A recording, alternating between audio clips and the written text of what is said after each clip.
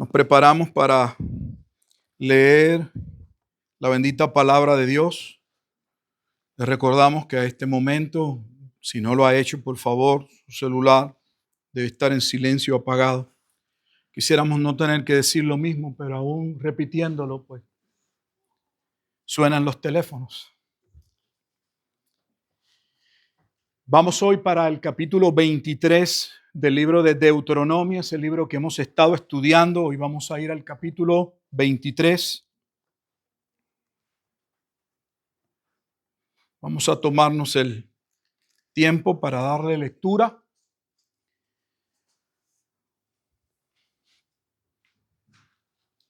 Una vez lo leamos, vamos a orar y Dios mediante comenzamos la explicación de la bendita palabra de Dios.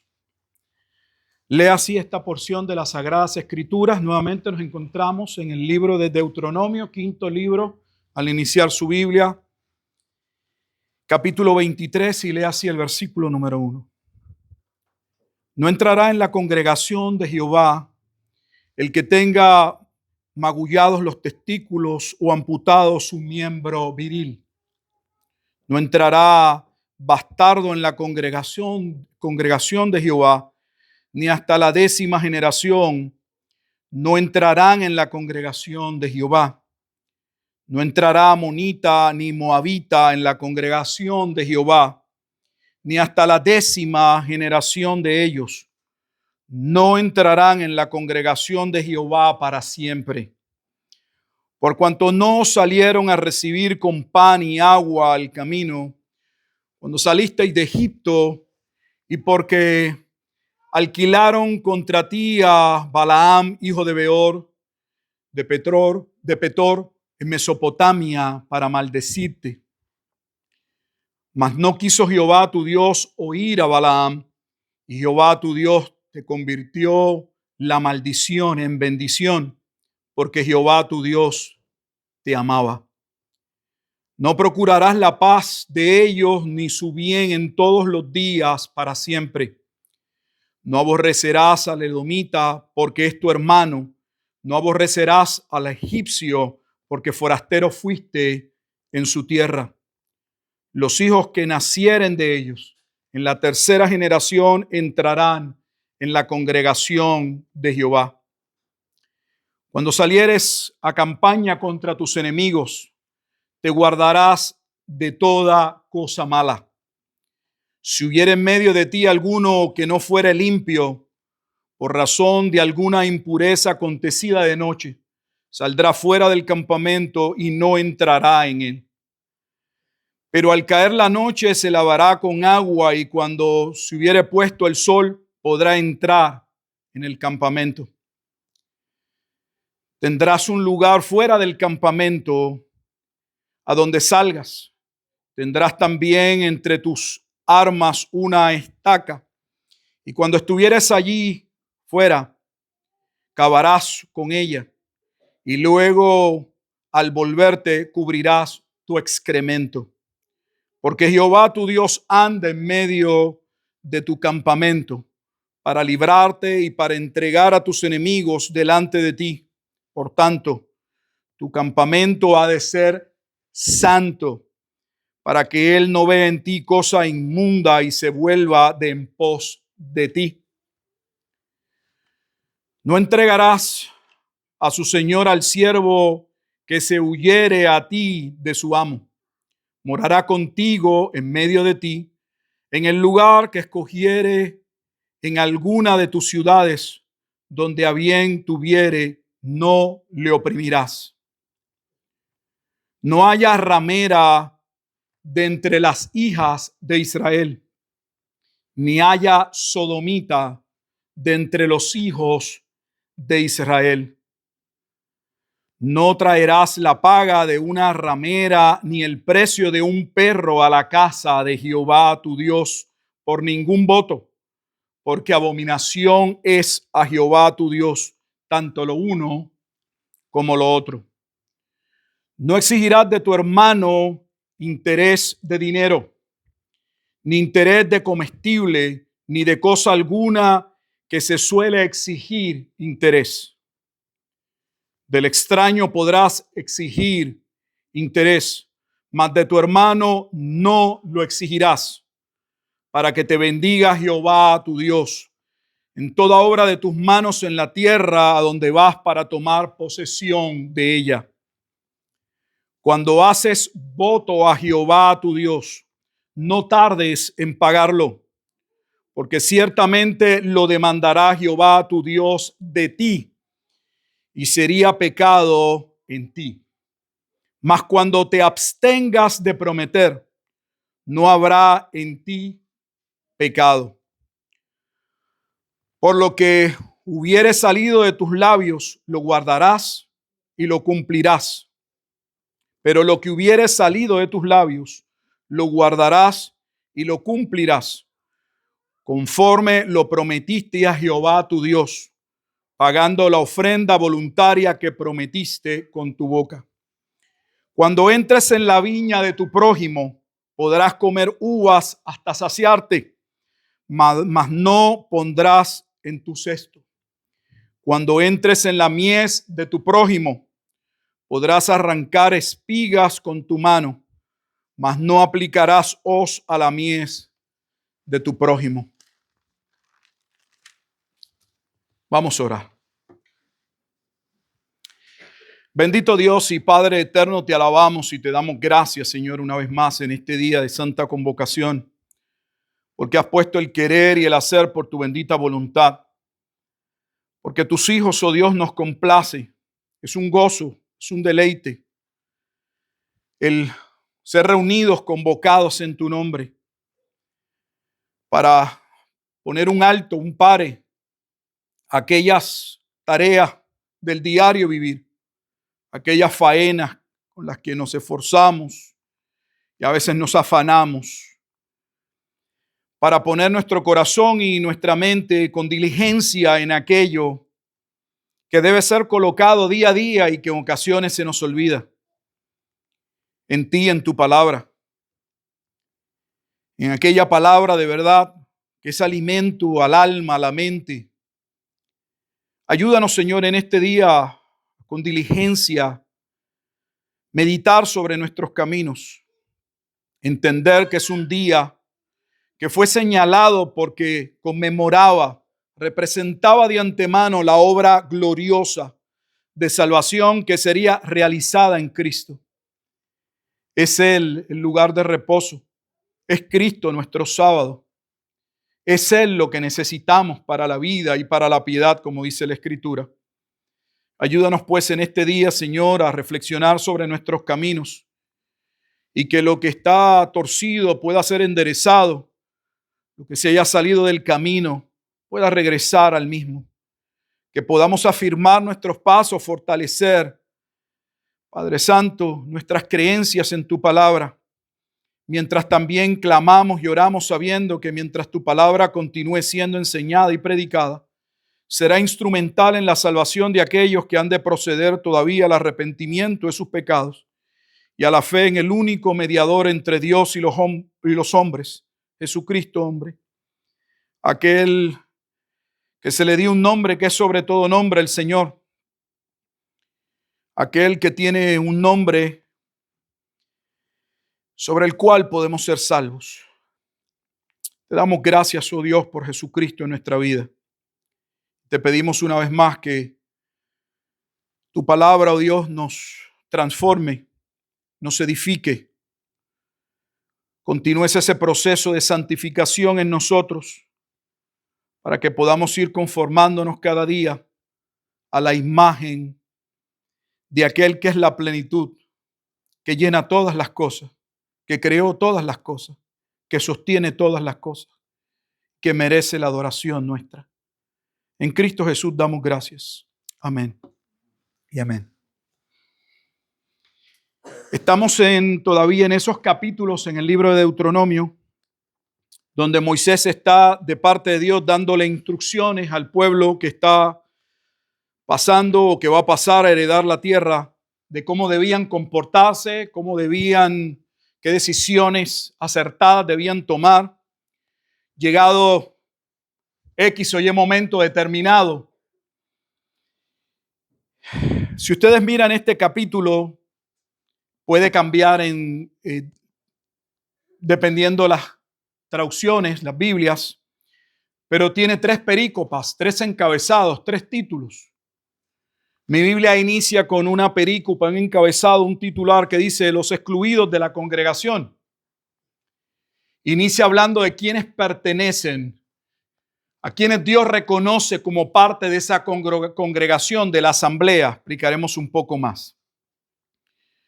Eso corresponde a los versículos del 1 hasta el 8, donde una y otra vez mientras íbamos leyendo, no sé si pudieron percatarse, se menciona en la congregación de Jehová, en la congregación de Jehová, en la congregación de Jehová, en la congregación de Jehová, una y otra vez, porque es la congregación de Jehová, no la nuestra. Y es Dios quien determina quiénes entran en su congregación. Luego del versículo 9 hasta el versículo 14 tenemos unas leyes sanitarias que más que leyes sanitarias tienen que ver con la santidad, no solo del campamento. Si los primeros versículos del 1 al 8 hablan de la santidad del campamento, y la santidad significa aquello que ha sido apartado. Y la congregación está ligada a la santidad porque Dios nos hizo santos, significa que Dios nos apartó y nos separó para Él. A veces confundimos nuestra vida de santidad con ser santo y están las palabras ligadas, hablaremos. Pero podemos ser santos y no es una contradicción decir que todavía nuestro proceso de santificación no ha culminado. Ese titular o esa perícopa, ese encabezado que dice leyes sanitarias del versículo 9 al 14, habla también de la santidad de ese pueblo como fuera del campamento. En otras palabras, cuando estuviesen en alguna incursión, en alguna guerra, fuera de el ámbito normal donde se asentaban las tribus, cómo debían vivir. O sea que habla de la santidad y la congregación fuera del campamento. El primero habla quiénes componen el campamento y la santidad de ese campamento. Pero esa santidad de esos que han sido convocados al campamento no se limita al campamento, veremos, sino que Dios exige santidad fuera del campamento. No son leyes sanitarias. La perícopa no va, pero nos da una idea. Estamos hablando entonces una vez más, en los primeros 8 versículos, de quienes componen la congregación y la santidad. ¿Por qué? ¿Por qué eso sino otros? Dios es un Dios santo y Él separa lo que Él quiere para sí, lo que es conforme a su propósito. Pero ese propósito y esa congregación no se limita a un lugar específico, esa vida y ese carácter de esos que forman parte de la congregación. También Dios lo exige cuando están fuera del pueblo, del lugar de asentamiento. También allá Dios demanda santidad. Y luego del versículo 15 hasta el versículo 25, mi Biblia dice leyes humanitarias y tiene que ver con la santidad en las diferentes relaciones e interacciones humanas. No las cubre todas, pero básicamente el capítulo 23 tiene un hilo conductor que no se ve con las perícopas. Y es que Dios es quien congrega a su pueblo y ya que Él es un Dios santo, esa santidad tiene que permear, tiene que verse en todas las áreas de nuestra vida. Si lo contextualizamos inmediatamente, implica que ese pueblo que Dios llamó a salvación es santo en virtud de la obra que Dios ha hecho por ellos en Cristo, porque si no hubiésemos sido excluidos.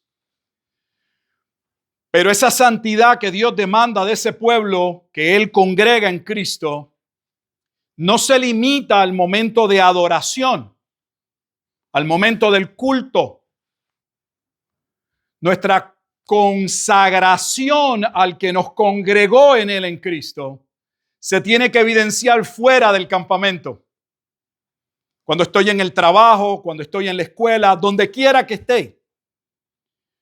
Hay personas que tienen una idea de cómo debe ser su comportamiento mientras están en un culto. Pero parece que entienden que una vez se acaba el culto, salen de la puerta y es otro mundo. Recuerdo una iglesia en Puerto Rico y la recuerdo específicamente por un letrero que tenían a la salida de la iglesia. Solo fui una vez a esa iglesia. Creo que ahora, la última vez que fui a Puerto Rico, entré a esa iglesia. Pero tenían un letrero a la salida, en las puertas, y les recordaba a los hermanos que se evidenciaba que eran iglesia cuando salieran de las puertas hacia afuera. Porque mientras estamos aquí, parecemos interesados, parecen todos ser parte de la congregación. Podemos mantener, no sé, cierta cordialidad, reverencia. Pero lo que realmente somos se pone a prueba cuando estamos afuera. Pero esa consagración, esa vida cristiana no solo se tiene que evidenciar en actos que posiblemente nadie vería, otros sí. Principalmente Dios lo coloca en un aspecto específico, en nuestro trato, en nuestras relaciones con el prójimo. Vamos a ir poco a poco sobre este capítulo 23. Lo primero que señala es que hay personas que jamás entrarían a la congregación. Cuando habla de la 10ª generación, la idea es nunca una persona como esta puede pasar a ser parte de la congregación. No es que no hubieran personas dentro de Israel, pudiera haber personas que hubiesen sido eunucos o que hubieran nacido de X o Y forma, porque sí los había. ¿Y cómo sabemos que sí los había? No necesariamente porque alguien los había castrado o lo que fuese, sino porque habían nacido tal vez con un defecto congénito. Lo sabemos por el libro de Levítico, porque específicamente en el libro de Levítico, en los capítulos 18 al 20, o 19 al 20, esos dos capítulos particularmente, Dios le dice al pueblo, a los sacerdotes, que no todos eran aptos para servir, aun si fueran dentro de la tribu de Leví. Debían cumplir con unos requisitos. Y allí se da una explicación mucho más extensa de qué situaciones o condiciones podía tener una persona que lo hacían para Dios quedar fuera del templo, del servicio. Así que aquí está hablando específicamente del momento en el que Dios congrega a su pueblo. Dentro de el todo del pueblo podrían haber algunas de esas personas. Pero en funciones, fuesen administrativas, políticas o de adoración, como no hay una separación como nosotros lo hacemos, para Israel o para el pueblo de Dios, porque es que no hay esa bifurcación, esa separación, esa dicotomía que nosotros hacemos. Esta es mi vida religiosa y mi vida secular. Hay personas que piensan de esa manera. No es que esta es mi vida privada, esta es mi vida secular y esta es mi vida religiosa. No, eso no existe. Los creyentes vivimos solo una vida. Y en esa vida se debe evidenciar Dios en todos los aspectos, en todos. Y lo que nos está diciendo es que en aquellos momentos en que Dios llama a su asamblea, dentro del proceso de la adoración, hay personas que estaban excluidas porque para Dios su condición los hacía ingratos. Sé que inmediatamente, con muy poca información, podríamos decir, bueno, ¿qué tiene que ver una persona que a lo mejor nació con un defecto congénito o tiene tal situación? Eso significa que esa persona no pertenecer a la congregación básicamente sería no ser parte del pueblo de Dios, no ser salva. Se va a perder una persona por esa razón. No, esto es parte, lo vamos a ver poco a poco en el desarrollo. Son parte de las formas y las maneras en las que Dios iba hablándole al pueblo para que entendiese con cosas del diario vivir, como lo era en la alimentación, que habían cosas que no eran agradables a Dios, que había ciertos animales que Dios los consideraba puros y otros no puros, pero sabemos posteriormente que aquello que la ley había dictado, que la ley señalaba, tenía un propósito mayor. Como lo es en el caso de Pedro, que Pedro lo va a ver solamente literal en Hechos capítulo 10 y le va a decir a la voz de Dios que le dice mata y come, le dice no, yo esos animales no puedo comer, son inmundos. Pero allí se interpreta o se nos da el propósito y dice sí, pero es que el propósito no era señalar animales específicos, que es que hay animales que sí son santos o animales que sí son para Dios puro. Dios estableció cosas puras, impuras para poner en nuestra mente que hay cosas que para Dios son admisibles, Dios las recibe y hay otras cosas que Dios repugna, aborrece. Ese era el verdadero propósito. Así que esos capítulos, si usted quiere leerlos de Levítico, le van a ayudar.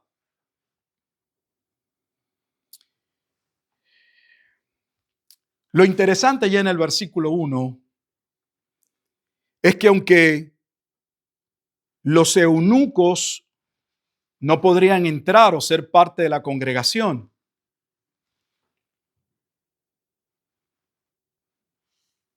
debe llamarnos la atención que el primer gentil llamado a salvación,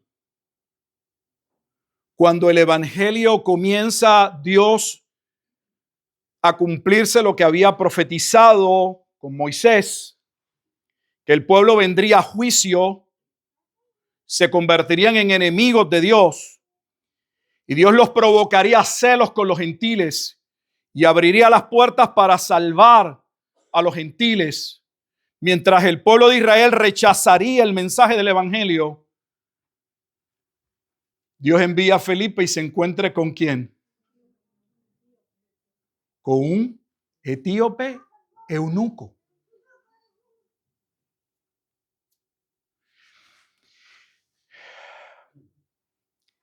Y no vemos la implicación poderosa. Lo que dice, lo que comunica ese pasaje, porque no conocíamos el Antiguo Testamento. Felipe tenía que estar, debía ser. El Espíritu de Dios lo mueve a acercarse a aquel carruaje.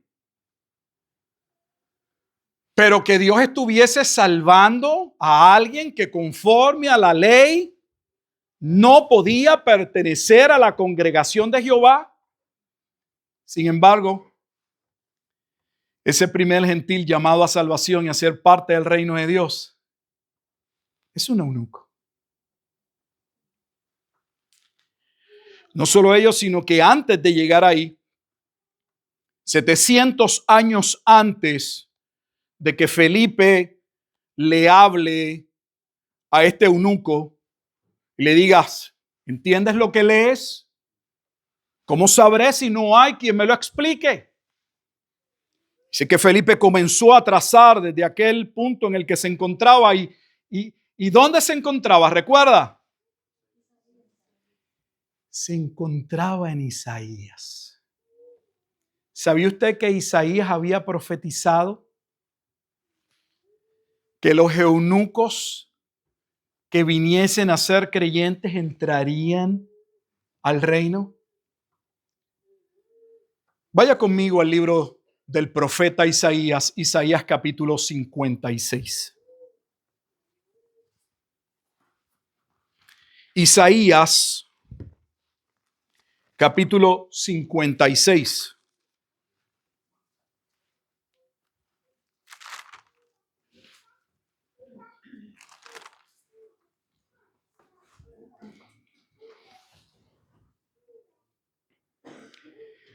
Mira el título, la perícopa, el encabezado con el mi Biblia inicia y dice recompensa de los que guardan. ¿Qué? El pacto de Dios. Inicia la lectura en el versículo 1. Así dijo Jehová, guardad derecho y haced justicia, porque cercana está mi salvación para venir y mi justicia para manifestarse. sea que esto es un pasaje que empieza cristológico, profético, hablando de la salvación que Dios traería. Bienaventurado el hombre que hace esto y el Hijo de hombre que lo abraza, que guarda el día de reposo para no profanarlo y que guarda su mano de hacer todo mal. Y ahora vienen los versículos importantes. Versículo 13.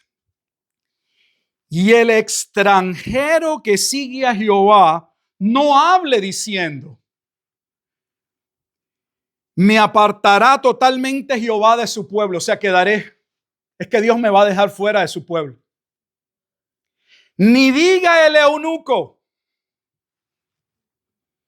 he aquí yo soy árbol seco. Porque así dijo Jehová. Escuche.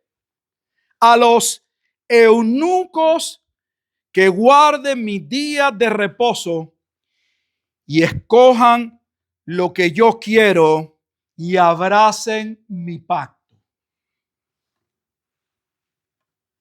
Mira el versículo 5. Observe. Yo les daré lugar en mi casa, en mi congregación, en mi iglesia. De hecho, la palabra quejal que se usa en el hebreo es la palabra que en el griego se traduce en la Septuaginta, en la versión griega, que se tradujo, no sé, aproximadamente, por poner 200 años antes de Cristo. Se trabaja en Grecia la traducción del Antiguo Testamento y la palabra que se sustituye para la palabra hebrea es la palabra eclesia, donde aparece la palabra hebrea para asamblea o congregación.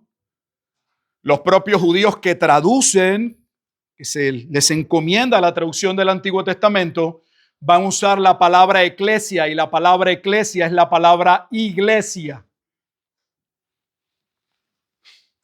Estamos en Deuteronomio capítulo 23 y Dios comienza hablando de su congregación. ¿Por qué es su congregación? Porque la palabra congregación e iglesia significa los llamados, los convocados. De hecho, la palabra representa los tomados de afuera hacia adentro. Es Dios quien los escoge, es Dios quien los llama. Y Dios establece que hay personas que no van a pasar a ser parte de esa congregación. Y aunque está señalando ciertos aspectos en la vida de un hombre, una vez más, lo que Dios quería grabar en la mente del pueblo no era que condiciones específicas, como podría ser que alguien naciera con X o Y situación, ya eso de por sí lo excluía, sino el recalcar, el resaltar, el establecer que esa comunidad que Dios congrega es un pueblo santo. Tal vez sea más fácil asociarlo, viéndolo, porque es lo mismo, con la selección de los animales y específicamente las características que debía tener el animal que iba a ser sacrificado. Y nosotros no tenemos ningún problema como iglesia en términos generales de ver que aquel cordero que se establecía para el sacrificio y que debía ser menor de 1 año o menor de 3 años y que debía ser perfecto, no podía tener X o Y condición, representaba ¿qué? La vida perfecta de Cristo. Debía ser un sustituto perfecto, no podía haber en él que falta. Es exactamente lo que la Escritura está mostrando. Pero nosotros todavía en ese momento dado, recuerda que Dios está hablando con un pueblo de que está abrazado a un pacto, pero ese pacto no significa que el pueblo ha entendido y que forma parte del pacto, porque ese pacto o antiguo pacto o ley tenía el propósito de dejarles saber que ellos eran impuros y que necesitaban reconocer su impureza para venir a ser parte del verdadero pueblo, en el pacto o en la promesa que Dios hizo con Abraham. Yo creo que eso es un aspecto que no se entiende en la iglesia en general, porque tenemos un sobreénfasis en Moisés.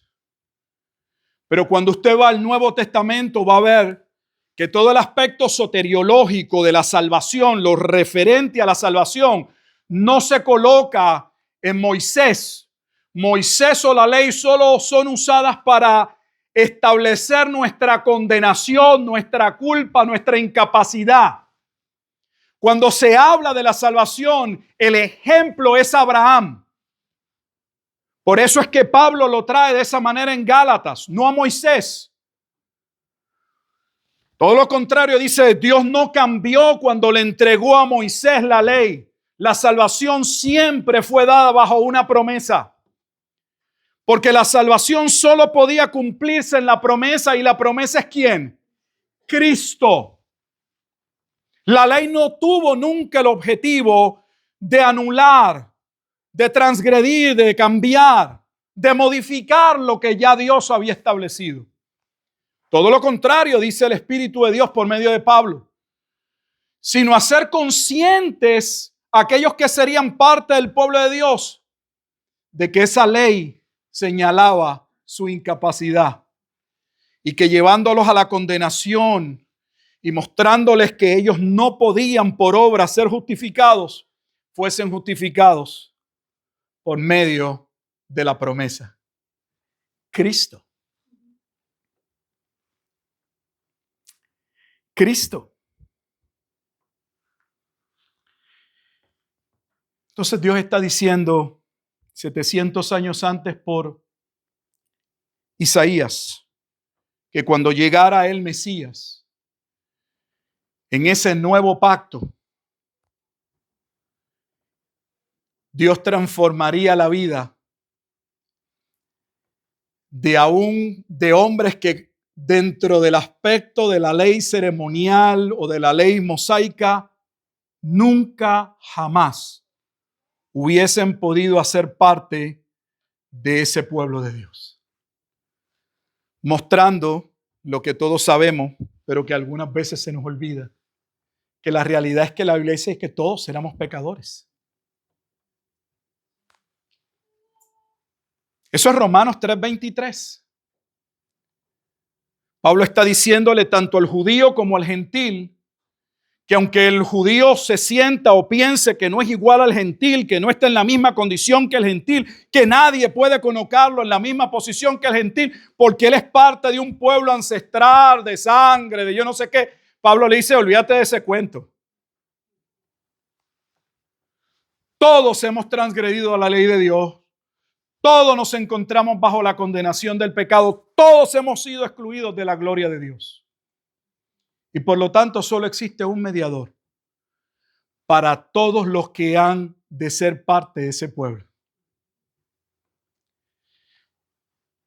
O sea, que si estamos leyendo el capítulo 23 en nuestra casa del libro de Deuteronomio, podríamos llevarnos la idea de que todos los demás eran puros.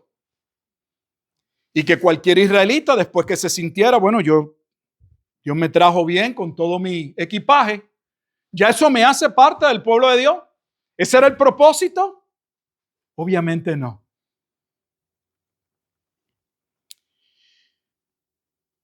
Ahí lo dice. Yo les daré lugar en mi casa y dentro de mis muros. Está hablando, esta porción es la misma porción que luego habla de la santa ciudad que se habla en Apocalipsis. Y les daré lugar en mi casa y dentro de mis muros. Y nombre mejor, escuche, nombre mejor que el de hijos e hijas. Nombre perpetuo les daré que nunca perecerá. Y a los hijos de los extranjeros que sigan a Jehová para servirle y que amen el nombre de Jehová para ser sus siervos, a todos los que guarden el día de reposo para no profanarlo y abracen mi pacto, yo los llevaré a mi santo monte. Él mismo los conduce a ser parte. Y los recrearé en mi casa de oración. Escuche bien, porque ahora esto conecta con el Nuevo Testamento. La expresión que usted ha escuchado en Mateo 21, cuando Jesús habla con molestia, y ahora va a ver el significado, no solo a la luz de Isaías 56, sino a la luz también de la ley en Deuteronomio capítulo 23. Yo les llevaré a mi santo monte y los recrearé en mi casa de oración. Sus holocaustos y sus sacrificios serán aceptos sobre mi altar. No solo los hace parte de la congregación, sino que pueden rendirle a Dios una verdadera adoración que Dios acepta. Uno puede ofrecer adoración a Dios, pero Dios no tiene por qué aceptarla, que es lo que sucedía en el Antiguo Testamento. Por eso el mismo libro de Isaías inicia, si usted ha leído Isaías, nosotros lo estudiamos como iglesia, Dios diciéndole: estoy hastiado, cansado de sus sacrificios. Y uno dice: pero ¿cómo Dios puede estar hastiado, cansado de aquellos sacrificios si Él mismo los estableció? Porque eran hechos por personas que creían que podían agradar a Dios simple y sencillamente de manera externa. Su corazón no estaba allí. De hecho, no solamente se evidenciaba en sus actos, sino en la propia ofrenda que presentaban delante de ellos. Le entregaban lo enfermo, lo cojo. Mientras a Dios se le da lo mejor, le daban lo peor. Aprovecho la coyuntura, que mucho nos gusta exigir o pedir lo mejor a Dios. Pero asimismo le damos a Él. Buscamos darle a Dios dentro de lo que Él nos ha dado lo mejor. O le damos la sobra. Comenzando con nuestro tiempo. ¿Sabe que los cristianos hoy no tienen tiempo para Dios? A través de los años en el ministerio siempre me llamó la atención, y creo que no ha cambiado después de 30 años, que la gente decía: pastor, cuando tenga tiempo salimos con el grupo a evangelizar o a tocar puerta por puerta o a hacer. Los únicos 2 momentos dentro de la vida cotidiana de los seres humanos eran los veranos y las navidades.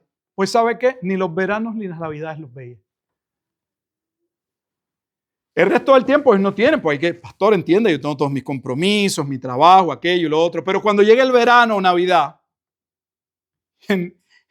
mire, el que no honra a Dios en lo poco, si usted no lo puede honrar con lo que usted tiene, usted no lo va a honrar posteriormente. El pueblo no daba a Dios lo que debía dar y no honraban a Dios.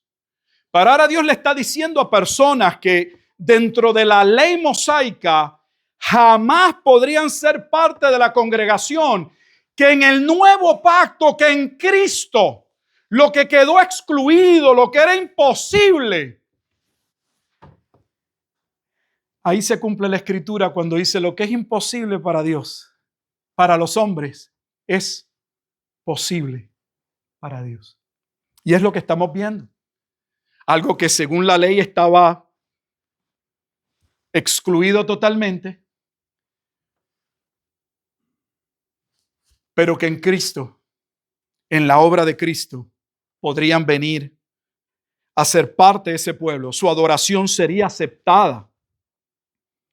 Y los recrearé en mi casa de oración, sus holocaustos y sus sacrificios serán aceptos sobre mi altar, porque mi casa será llamada casa de oración. Escuche, estamos en Isaías, para todos los pueblos. Cuando uno está leyendo el capítulo 23, y yo lo estaba leyendo, decía: oye, pero aquí hay algo que es fascinante, porque hay ocasiones en las que se puede llevar uno la impresión de que solo Israel podía participar de ciertas bendiciones. Pero cuando estamos leyendo este capítulo, eso rompe todo ese esquema. Porque aún a los edomitas, que eran parte del linaje de Abraham, a los egipcios, que nada tenía que ver con relación a la sangre o ancestralmente, solo en el sentido histórico de que fueron ¿qué? Forasteros o esclavos allí. Dice que después de la segunda generación, en la tercera generación, podían ser ¿qué? Podrían ser parte de esa congregación. Y no que las bendiciones solo eran de exclusividad del pueblo de Israel. Vea cómo la Escritura va mostrándonos que aunque ciertamente Dios exige una perfección que solo puede ser satisfecha por Él mismo, nosotros no damos el grado. Pero ya va anticipando que en Cristo lo que no podía ser parte de ese pueblo, lo que jamás sería parte de ese pueblo, podrían ser parte de ese pueblo. Mírenlo en los moabitas y en los amonitas. ¿Quiénes eran? Están ligados a Lot. Son el producto de una relación incestuosa de dos hijas con su padre. De ahí salen esos dos pueblos. Son los hijos de esas hijas que según la Escritura serían hijos que eran no bastardos, pero tendrían un padre que no era el padre de acuerdo al marco de lo creado, de lo dispuesto por Dios. Quedarían fuera.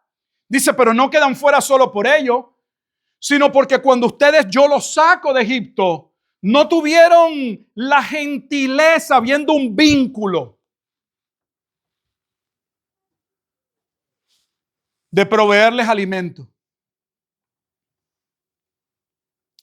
Dice que ellos ni a la 10ª generación podrían entrar, que es otra cosa diciendo, nunca jamás entrarían. ¿Son estos solos, son ejemplos o son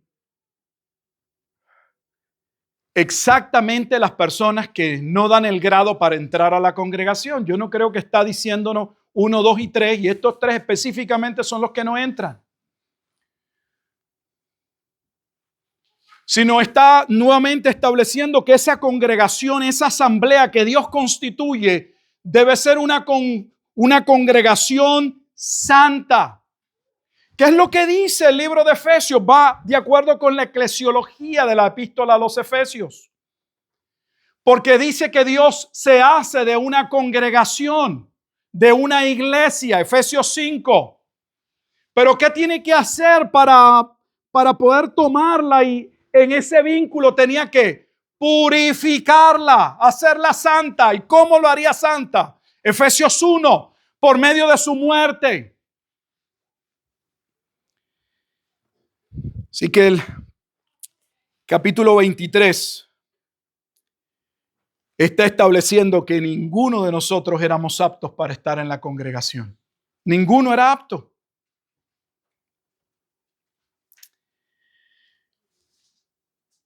Pero aún, y aquí estaba lo glorioso, pero aún la propia ley que nos hace culpables y responsables a todos de incumplimiento ante Dios. Isaías está diciendo que al hablar proféticamente del nuevo pacto, de la obra que vendría a ser el Salvador, el ungido, el Cristo, dice que en la constitución en la formación de ese tabernáculo y en la adoración que se permitía dentro del tabernáculo, Dios había dejado espacio, un lugar que claramente representaba que los gentiles también adorarían. ¿Cómo se le llama eso? El atrio de los gentiles. ¿Dónde habían puesto los sacerdotes su comercio? En el Nuevo Testamento. ¿Dónde estaba todo el reguero, los animales allí? Cuando Jesús vio aquello, Jesús se enfureció. Y nosotros no lo entendemos. Pensamos solo en el concepto de la iglesia o de la liturgia, de aquello que no debe estar, y todo eso cabe. Pero es mucho más que eso. el área que había sido abusada, usada para poner aquel comercio que lo dirigían los sumos sacerdotes y sus familias, para lucrarse de las cosas santas de Dios, cuando ya Dios había hecho provisión para ellos. Habían colocado el negocio en el atrio de los gentiles. De otra forma, para que lo entienda manera, bloqueando, dificultando el que los extranjeros o los no judíos que Dios tocara pudieran acercarse al tabernáculo. Ese es el contexto. Vamos a leerlo en Mateo capítulo 21.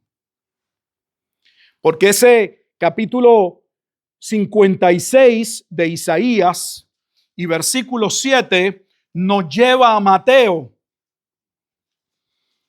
que no solo está en Mateo, la misma porción está en Marcos y está en Lucas. Mateo capítulo 21. Es una porción que se puede ver en lo que se llama una visión sinóptica, comparativa entre esos primeros tres evangelios, Mateo, Marcos y Lucas.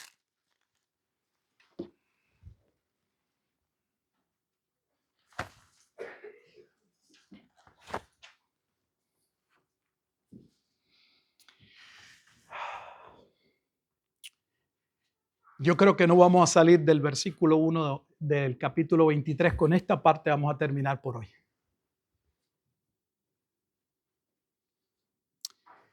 Mire, por favor, el título con el que inicia el capítulo 21. Si su Biblia tiene títulos, recuerde que esos títulos, lo hemos dicho, sé que los repito, pero por si alguien no lo ha entendido, esos títulos no forman parte del el escrito original. Son esfuerzos, como los capítulos y los versículos tampoco estaba dividido por capítulos y versículos. Son esfuerzos de poder identificar ciertas porciones y en el proceso de el aprendizaje, la enseñanza, sea mucho más fácil poder llegar a una porción específica, recordarla. Mi Biblia tiene un título y dice: La entrada triunfal en Jerusalén. ¿Por qué inicio ahí? Porque la entrada triunfal en Jerusalén, que se va a describir iniciando el versículo 1 del capítulo 21, es el cumplimiento de la llegada del Mesías conforme a Zacarías capítulo 9. No vamos a llegar allá, pero es que todo está ligado. Al profeta Zacarías se le mostró que el Mesías, que el rey que vendría, aparecería de una manera inusual, sentado en un pollino. Ellos esperaban un David en un caballo, tal vez, rodeado con un ejército para liberarlos de Roma. Pero un Mesías que vendría a liberarlos sentado en un pollino era ridículo. Era inusual. Y así lo vieron ellos cuando fue profetizado por Zacarías. Una vez se da la entrada triunfal, y ya sabemos que esa entrada triunfal está ligada al llanto de Jesús sobre Jerusalén. Que dicho sea de paso, cuando uno está leyendo Mateo capítulo 23 y dice que esta casa os será dejada desierta, la destrucción no inicia del templo en el capítulo 24. El anuncio de la destrucción del templo inicia en el capítulo 23. Pero se lo doy como algo para que usted lo examine luego. Esa porción de la destrucción del templo que el Espíritu de Dios a través de Mateo coloca en lo que nosotros tenemos en nuestra Biblia como el capítulo 23, en términos de una línea de tiempo, no corresponde al capítulo 23. Esa porción fue parte de lo que sucedió en la entrada triunfal. Corresponde a Mateo 21. No están los acontecimientos puestos en un orden lineal, sino en un orden de acuerdo al propósito, a lo que se quiere mostrar. Y es toda la insensatez, la dureza del pueblo que llevaría a la destrucción del templo. Los otros evangelios dicen que Jesús, caminando con el pollino, mirando hacia Jerusalén, mira la ciudad, profetiza su destrucción. Y entramos al versículo 12. Lo primero que va a hacer dentro de Mateo es ir al templo. Purificación del templo. Mateo 21:12. Y ahora va a ver qué es lo que, de todas las áreas que se podían señalar, escuche bien, de todas las áreas corruptas que se podían señalar, que Jesús podía señalar, que no se hacían conforme a la ley, que para iniciar era con los que eran sacerdotes. Ya no se seguía el orden de la tribu tal y como Dios lo había establecido.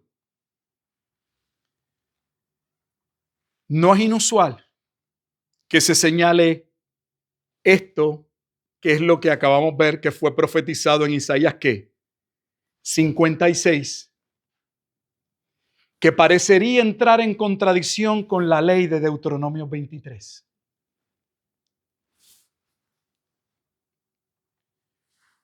La ley establece en el capítulo 23 que Dios separa para sí un pueblo. Y que lo que a Dios no le agrada, lo que Dios considera abominable, lo que tiene imperfección y mancha, no puede ser parte de ese pueblo. Pero la realidad es que esa imperfección, esa mancha, nos representa a todos. La ley expone nuestra culpabilidad. Pero la ley también, o por medio de la ley, Dios se encargó también por medio de Moisés de hablar de que aquella ley tendría ¿qué? Un fin, que iba a caducar, que sería reemplazada por una nueva ley, por un nuevo pacto, y ese nuevo pacto sería concertado, concretado por alguien que Dios enviaría, que sería de la casa de David, de la tribu de Judá. Es Cristo. Y que cuando llegase esa salvación, que en Isaías todavía se proyecta hacia un futuro, aquello que quedaría excluido, aquello que nunca hubiera podido pasar a ser parte del pueblo de Dios, que nos representa a nosotros,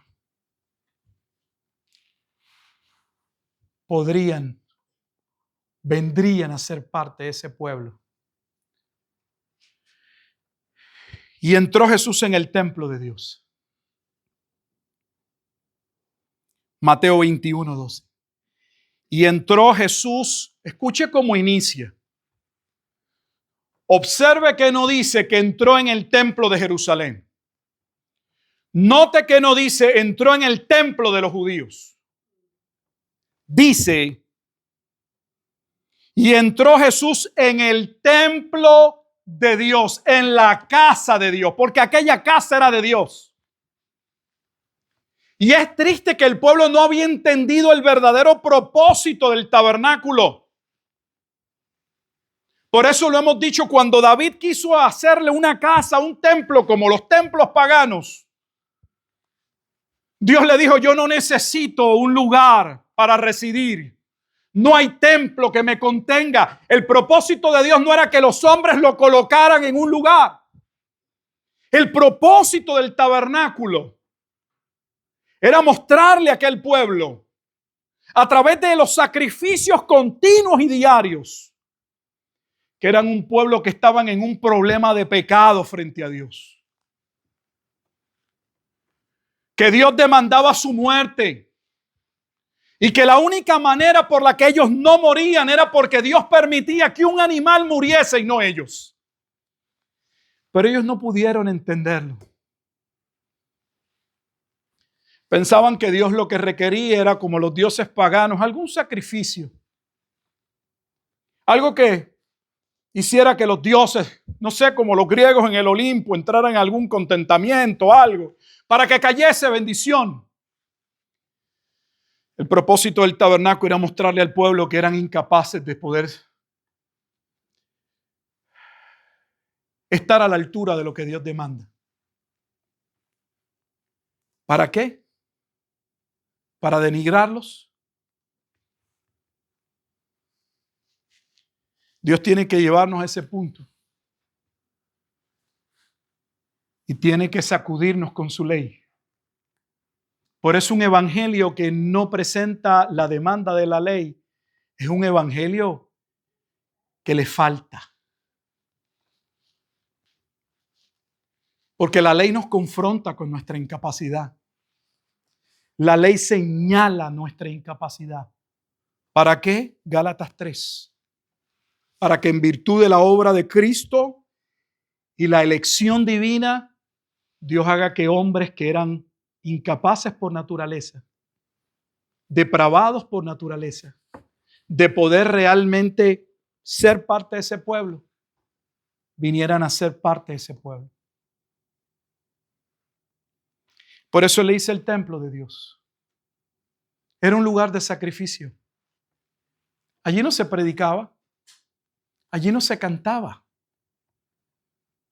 Allí se mataban animales.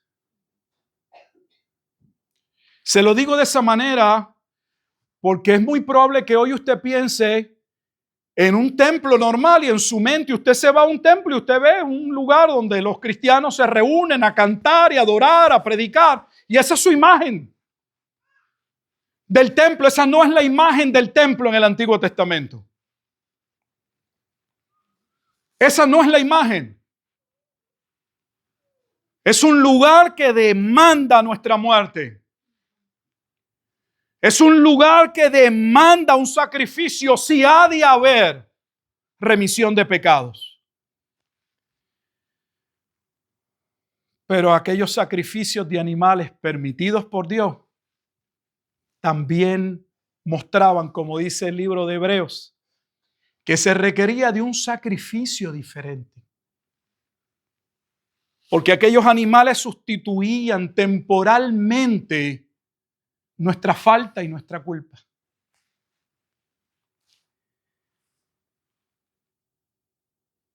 Así que ellos se adueñaron del templo. Y Jesús les recuerda, es mi templo. Y ese templo y Jesús están unidos. ¿En qué sentido? Jesús es el verdadero templo. Lo que se hacía en aquel templo tipificaba, representaba, apuntaba, señalaba, era sombra, dice el autor de los Hebreos, de la obra que Cristo vendría a ser.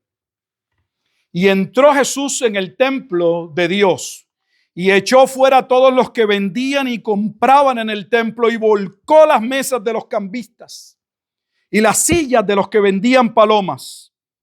¿Y qué les citó? Isaías 56.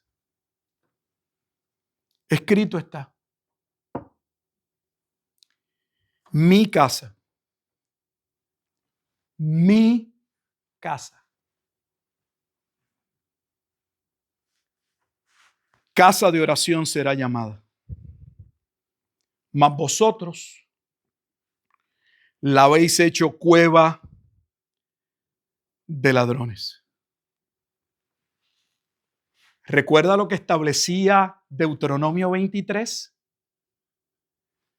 Recuerda que le dije iniciando Deuteronomio 23 que si queremos ver una lectura mucho más minuciosa de que habían y que existían otros tipos de impedimentos físicos que que imposibilitaban que personas aún de la propia tribu de Leví pudiesen ser sacerdotes.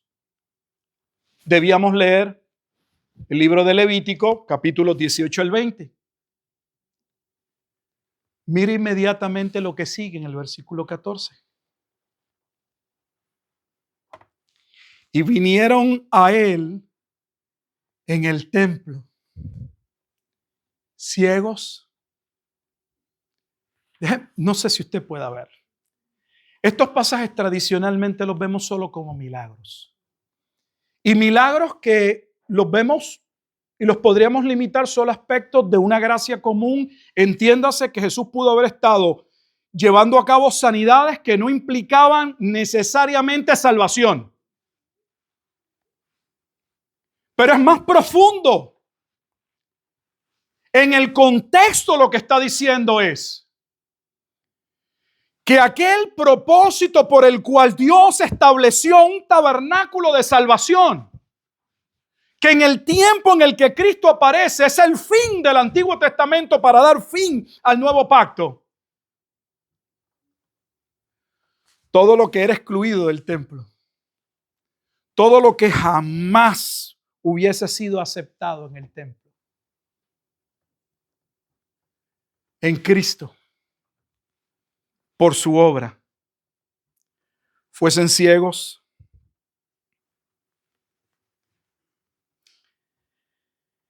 fuesen cojos, dice, y los sanó. Pero los principales sacerdotes y los escribas, viendo las maravillas que hacía, y a los muchachos aclamando en el templo. Recuerde que este clamor comienza desde la entrada triunfal. Ellos vienen ya quejándose desde allá. Y tú no oyes lo que están diciendo estas personas sobre tu persona. Tú no deberías dejar que ellos te adoren como si tú fueras el hijo de David. Pero él era. Y los muchachos aclamando en el templo diciendo, Hosana al hijo de David. ¿Quién es el hijo de David? El Mesías, el ungido, el Cristo, quien viene a cumplir el nuevo pacto. Aquello que en Isaías capítulo 56, que está a tono con Deuteronomio 23, señalaba que lo que la ley especificó, que jamás sería llamado por Dios o podría entrar en el templo y ser consagrado para Dios, en Cristo todas las cosas son posibles. Para terminar, porque creo que lo podemos decir más sencillo. Ese eunuco, ese de testículos magullados, ese ciego, ese cojo,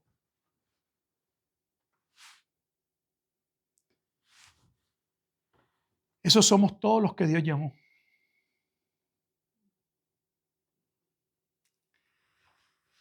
Pero en el contexto de la venida de Jesucristo, lamentablemente, el pueblo que había recibido la ley y que debió haber entendido la ley no la pudo entender porque no había nacido de nuevo, era un pueblo incircunciso. Por lo tanto, ellos creían que solo ellos serían justificados por Dios y que el resto, incluyendo judíos con defectos como estos, quedarían excluidos. Ahora usted va a entender por qué, y yo pude entender mucho mejor esta semana estudiando. ¿Por qué se habla de tantos milagros con personas en situaciones que la ley estipulaba? Una mujer menstruosa, un ciego de nacimiento. No le restamos y le decimos que no eran señales, que claramente eran milagros, que hablaban del poder que operaba en Cristo, de que Él era el Mesías. Pero dentro del ambiente profético, lo que se está diciendo es que lo vil y lo menospreciado que lo que nadie hubiese escogido fue lo que Dios escogió. Entonces debemos quitarnos nuestras pretensiones, nuestra arrogancia, nuestro orgullo, a veces que tenemos como cristianos, de pensar de que somos parte del pueblo de Dios porque hay algo en nosotros. Ninguno de nosotros jamás hubiese sido parte del pueblo de Dios. Nosotros somos nuevamente, yo soy ese cojo, yo soy ese eunuco, que por causa de la obra de Cristo y que Él llevó a su fiel cumplimiento el templo, porque Él era el templo, se cumplió Isaías capítulo 56, donde los eunucos, conociendo la ley que vivían en Israel, claman y dicen: sabemos que conforme a la ley nosotros nunca seremos parte de este pueblo. Y se les dijo: no diga a ningún eunuco que jamás será parte del pueblo de Dios. Porque aquellos que honren el sábado y vivan de acuerdo a los preceptos de Dios, o sea, Dios haría algo en ellos, ustedes pasarán a ser parte de mi casa de oración. Fíjese, un capítulo que uno lo puede leer en el capítulo 23 de Deuteronomio y decir que tiene que ver esto con nosotros. Eso quedó, eso es cosa del pasado. Esos son leyes o preceptos de aquel pueblo nómada. Una civilización avanzada como nosotros, ¿qué tiene que decirnos eso? ¿Qué tiene que decirnos ese pasaje? Y no hemos pasado básicamente el versículo 1 del capítulo 23. Tiene mucho que decirnos. Dios escogió una congregación, pero esa congregación que Dios escogió, según Efesios, estaba llena de cojos, de eunucos, de ciegos, de paralíticos, que conforme a la ley no podían ser parte de su pueblo, pero que en virtud de la obra gloriosa de Cristo serían unidos a Cristo, el misterio de Cristo. Señor, te damos gracias por tu evangelio, es maravilloso. Es maravilloso, Señor, poder ver cómo primero nos señalas, muestras nuestra culpa, para luego en tu gracia y en tu misericordia, si así ha sido constituida sobre nosotros, nos llevas a Cristo para salvación. La realidad es que es imposible disfrutar y entender la gracia sin primero entender nuestra culpabilidad, nuestra responsabilidad, nuestra insensatez, nuestro pecado, nuestra depravación, nuestra incapacidad, nuestro corazón incircunciso, palabras que usa tu palabra, Señor. Pero qué bueno, Señor, que aquello que nadie escogería, como Pablo señaló en la carta a los Corintios, aquello vil y aquello menospreciado, fue precisamente lo que Dios escogió para exaltar su grandeza, su gracia, su misericordia, y que nadie jamás pueda jactarse ante su presencia. Te damos gracias, Señor. Apenas comenzamos y continuamos creciendo en tu palabra. Perdónanos, Señor, cuando a veces en nuestra vida esa gracia que hemos recibido, esa misericordia que se nos ha otorgado, no se evidencia. Y de alguna forma o manera nos presentamos como si fuésemos por nosotros mismos y hubiésemos alcanzado algo por nosotros, por nuestro esfuerzo. La realidad es que si no somos lo que éramos antes, es porque tú interveniste en nuestra vida. Estamos agradecidos, Señor, y damos gracias en Cristo Jesús por ese templo de salvación. y porque solo en Él lo que no es puede ser añadido. Oramos para que aquellos que puedan estar escuchando y puedan en este momento entender que yo no, yo no creo que soy, que puedo, yo no doy el grado, yo soy un pecador. Fue precisamente a esos, no a los que creían que podían hallar justificación, a los que